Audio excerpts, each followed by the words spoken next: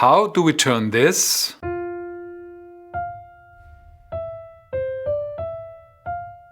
into something like this?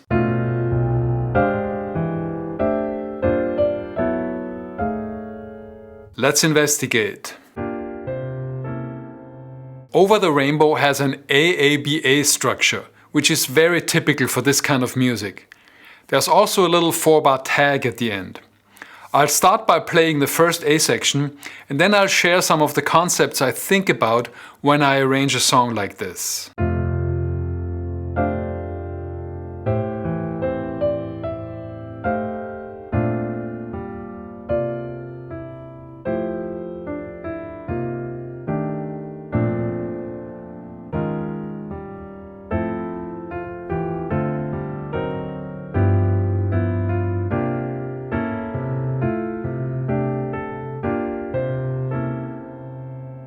So the first thing I'll do is look at the original sheet music, particularly the chord progression. Here's my cleaned up version of what the sheet music tells us about the A section. I'll keep that at the bottom of the notation as I go through what I played, so you can compare the two versions. The D minor 7 in bar 1 I'll save for later, so I'm harmonizing both notes with an F chord. In bar 2 I'm using the same chords as they do. I'm arpeggiating the A minor 7 chord in my left hand to give it a bit of rhythmic momentum. In bar 3, I'm harmonizing the D with the C7 chord, so I have more than one chord for the whole bar. I'm also creating some movement in the inner voices by changing from the major 7th to the major 6th on the B flat chord, and by playing sus4 on the C chord first and then resolving to straight up C7. On to bar 4. Notice that while the original melody is just a whole note, I'm playing a little counter melody to add interest. I'm also adding a C minor 11 chord on beat 3 to create a 2-5 progression leading to the 4 chord B flat major 7 in bar 5. In bar 5, I'm substituting E flat 7 for the B flat minor 6. They both have the same harmonic function, and then I'm using sus4 to regular dominant again, like I did with the C7 a minute ago. These little details create extra harmonic steps, extra movement, which makes the music more complex and hopefully more interesting. In bar 6 I go to D minor 7 first on beat 3, and then to D7 on beat 4. Once again, I'm playing two chords where the sheet music has only one, to increase complexity. In bar 7, I'm doing what the sheet music says. And in bar 8, I'm playing their chords as well, except I'm putting a C pedal tone underneath the whole bar.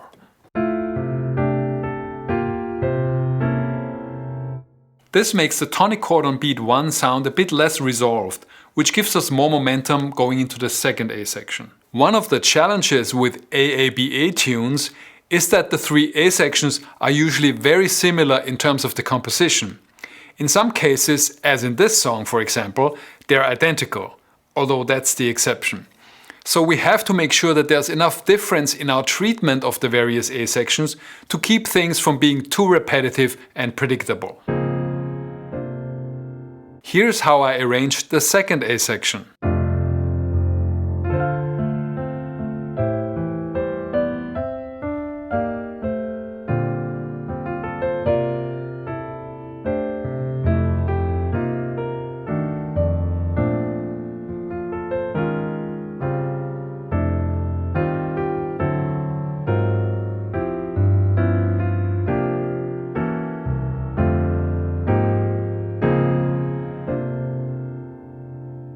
In bar 1, I did now go to the D minor 7 on beat 3.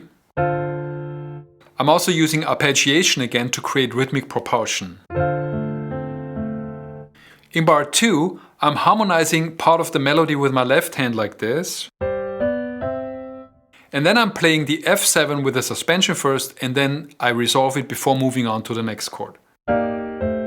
Notice how the movement from 13 to 5 in my right hand is a harmonization of the movement from 4 to 3 in my left hand.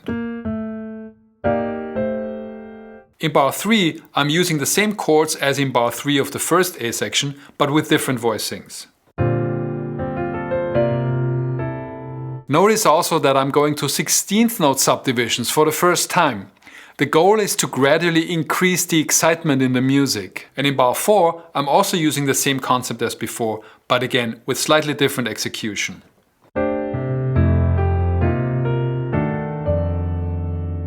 Bar 5 is also very similar to the same spot in the first A section. Notice, however, how I voice the E flat 7 sus to E flat 7 here. It's more complex than the first time around. At this point, I'm starting to use more and more substitutions and additional harmonic steps in order to increase the intensity of the arrangement. In bar 6, the E flat chord on beat 2 is a passing chord from F to D. And the A flat 7 on beat 4 is a tritone substitution for D7. This is super common, playing the regular dominant chord first and then switching to the tritone substitution before resolving, in this case to the G7 chord. In bar 7, I'm doing the sus4 to dominant thing again, both on the G7 and the C7.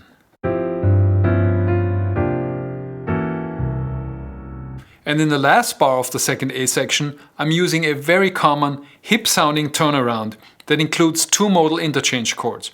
It moves from the tonic chord up a minor third to A flat major 7, then up a fourth to D flat major 7, and then down half a step to the 5 chord C7. The whole turnaround.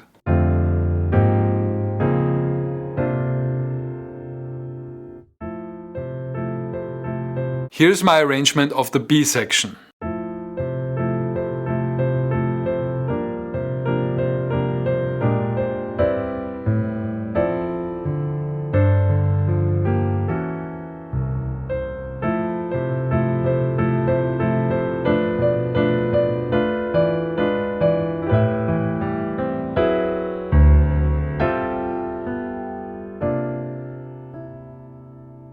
I'm trying to set the B section apart from the rest of the song, to provide some contrast to the 3 A sections. Part of that is changing the texture of my playing. For half of the bridge, I'm playing this fairly busy 8th note pattern in both hands that mimics the vocal melody. I'm also putting a C pedal tone under the tonic F chord in bar 1 to create a sense of instability. In bar 2 of the bridge, I'm continuing both the C pedal and the 8th note pattern until on beat 4 I'm playing a B flat 7 chord which functions as a 5 chord of the A minor 7 that follows. In the sheet music, the chords in bars 3 and 4 of the bridge are F and C. I'm turning this super simple turnaround into a more interesting one by playing 3, 6, 2, 5 in these two bars.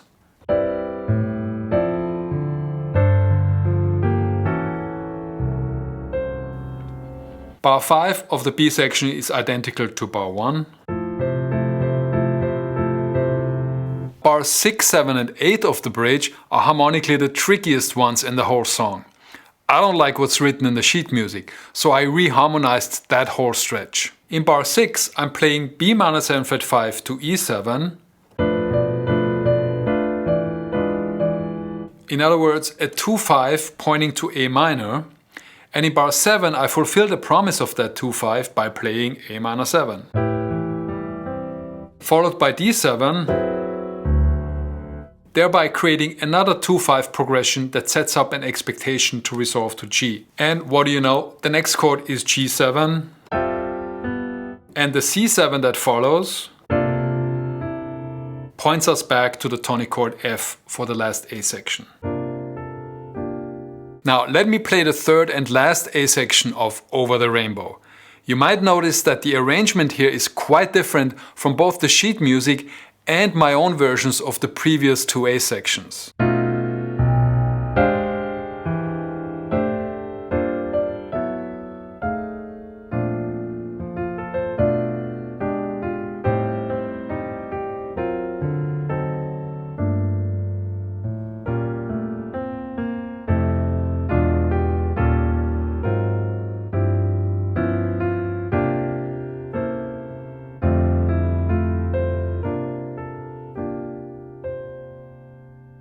One of the many ways in which music is a reflection of life is this. Often, things happen to us that we only understand in retrospect. They make no sense at the time, but with the benefit of hindsight, we can see why they happened the way they did. There's a similar mechanism in music, especially on the level of harmony, where we hear a chord progression that might sound confusing to our ears at first. But once we hear the resolution, it does retroactively make sense. Jazz harmony is full of this, and so is this last A section of my arrangement. So for this part I will start at certain points of resolution and then work my way backwards to illustrate the harmonic logic behind what I'm playing. Let's look at the first three chords. Rather than starting our analysis with the first chord, let's start with the last one, A minor 7. We're already familiar with this one, because it's the same in all the other A sections at the start of bar 2. And now let's go backwards. The E7 is the 5 chord of A minor. So that makes perfect sense. And the B7 is the 5 chord of E. So that makes sense too. Now you might ask, what does all that have to do with the key of F major? And the answer is, it doesn't have to have anything to do with F major. As long as the progression in itself has a harmonic logic to it, and it resolves to a diatonic chord at some point, this would be the A minor 7, we're all good. And the placement of the B7 at the start of this whole 8-bar section is really effective. All the other sections so far started on the tonic chord, F. The B7 chord violates the expectation that this will happen again in this last A section, and that creates some interesting drama. What also really helps here is that the F melody notes are both very dissonant notes relative to the underlying chords. Sharp 11 on the B7 and flat 9 on the E7. The next point of arrival is the B flat major 7 chord at the beginning of bar 3. The B7 chord preceding it is a tritone substitution for F7, the 5 chord of B flat.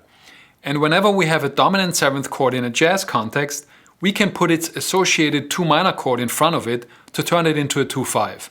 And that accounts for the F sharp minor 7. Right, 2-5, F sharp minor 7, B7. And then we're left with a 1-beat gap between A minor 7 and F sharp minor 7, which are filled with G minor 7, which functions as a passing chord in this case. The next chord of resolution is the G minor 7 chord at the beginning of bar 5. So far, we've used B flat major 7 at that particular spot. B flat major is the 4 chord in the key of F, and G minor is the 2 minor chord. They share the same harmonic function. They are both subdominant chords and therefore interchangeable. I chose the G minor 7 here for the sake of variety and also because it opens up some interesting possibilities in the 2 bars preceding it. In bar 4 of this section, where so far we always resolved to the tonic chord F, I'm going to A minor 7 flat 5 and D7 instead. A 2-5 progression leading to the G minor. And then before that, I'm playing B minor 7 flat 5 to E7. A 2-5 progression leading to A. The result of all this trickery is that instead of 2 short tension resolution arcs, like in the previous A sections, one being B flat major 7 to C7 to F major 7, the other one being C minor 7 to F7 to B flat major 7, I get one longer arc, all the way from the B flat major 7 in bar 3 to the G minor 7 in bar 5, which is way more dramatic. After all this excitement, in bar 5 I'm taking the foot off the gas a little bit. Following the G minor 7, I'm playing B flat minor 6 as per the sheet music, with a little counter melody in the inner voices. In bar 6, I'm walking down chromatically from F major 7 to E7 to E flat 7. And then, instead of the D7 that you might expect next, I'm playing its tritone substitution A flat 7 again. In bar 7, I'm playing the usual G7 and C7 chords. And in bar 8, I'm playing another version of the familiar F major 7 to C7 sus to C7 turnaround.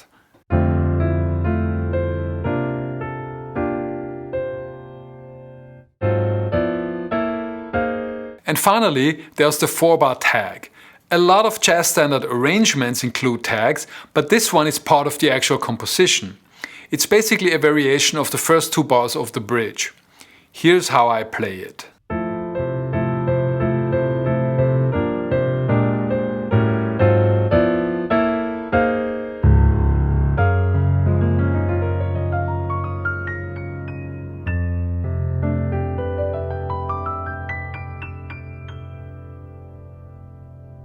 The first bar we're already familiar with, it's the same as the first bar of the bridge. In bar 2, I'm harmonizing the melody with another cycle progression.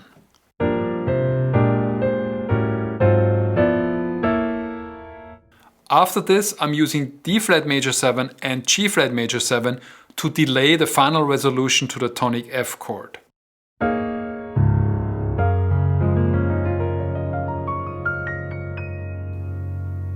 The use of flat 6 major 7 and or flat 2 major 7 is a very common stylistic device at the end of jazz standards, as is the prominent use of the sharp 11 on the final F major 7 chord.